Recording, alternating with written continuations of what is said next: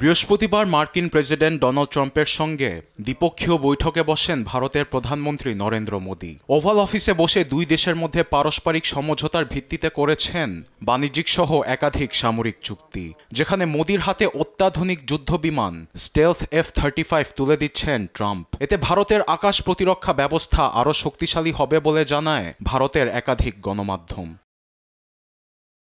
F-35 stealth বিমান বিশ্বের সবচেয়ে অত্যাধুনিক যুদ্ধবিমান বলে যুক্তি দিয়েছে প্রতিরক্ষা বিশেষজ্ঞরা। আকাশপথে শত্রুদের প্রতিরক্ষা ব্যবস্থা ফাঁকি দিয়ে সুপারসনিক গতিতে পাড়ি দেয় ঘন্টায় 1200 মাইল, যা শব্দগতির থেকে 1.5 গুণ বেশি। যুদ্ধবিমানটি 8000 কিলোগ্রামের বেশি পেলোডের ক্ষেপণাস্ত্র নিয়ে সহজেই লক্ষ্যবস্তুতে আঘাত হানতে সক্ষম।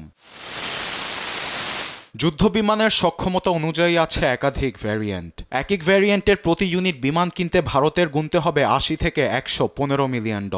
একই সঙ্গে বিমান ফ্লাইটের জন্য ব্যবহার হবে অত্যাধুনিক প্রযুক্তি। ঘণ্টা প্রতি এ ফ্লাইটে ব্যয় হবে $36,000, যা মেরামতেও মোদিকে ঢালতে হবে কারিগরি অর্থ।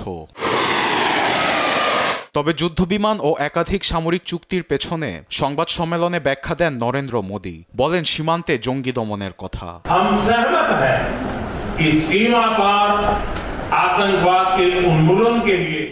সীমান্তে জঙ্গিবাদ কার্যক্রম বন্ধে সুনির্দিষ্ট পদক্ষেপ নিচ্ছি। আমরা হাতে হাত রেখে একই সঙ্গে জঙ্গিবাদ দমনে প্রতিজ্ঞাবদ্ধ। আমি প্রেসিডেন্ট ট্রাম্পকে ধন্যবাদ জানাতে চাই।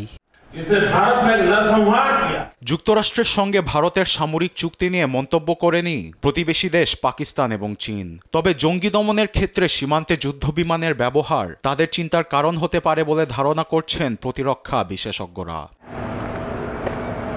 আরবিদ আফসার, নিউজ ডেস্ক, দেশ টিভি।